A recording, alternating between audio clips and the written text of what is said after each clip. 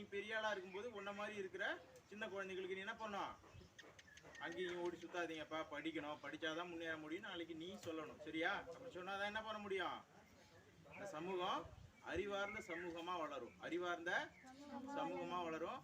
எல்லாரும் அம்பேத்கர் போல நிறைய படிச்சாதான் அது முடியும். இல்லைன்னா உங்களுக்கு ஒரு எக்ஸாம்பிள் சொல்றேன்.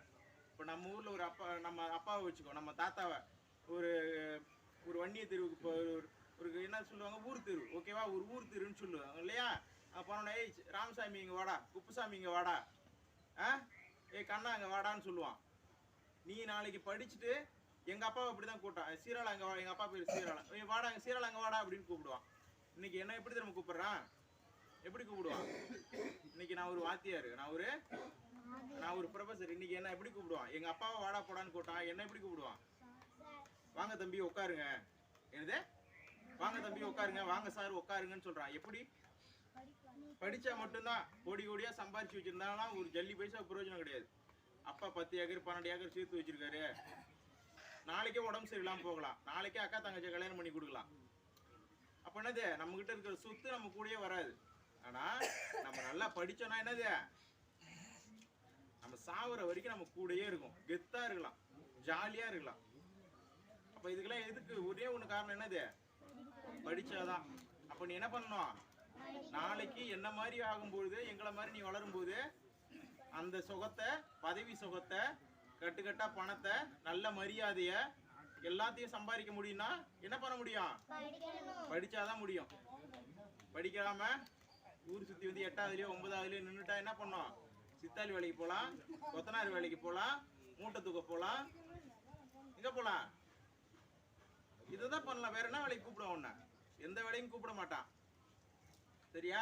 நல்லா தெளிவா புரிஞ்சுக்கோங்க. என்னது, என்ன பண்ணோம், படிச்சாதான் கெத்தா இருக்கலாம். என்னது, உடம்பு ஒழிக்காம வேலை செய்யலாம், கௌரவமா இருக்கலாம். இல்லைன்னா நம்ம அப்பா அம்மா கூட்ட மாதிரியே நம்மளையும் பேர் சொல்லி அவன் கூப்பிடுவான், நம்மளையும் பேர் சொல்லி கூப்பிடுவான். அது நமக்கு தேவையா?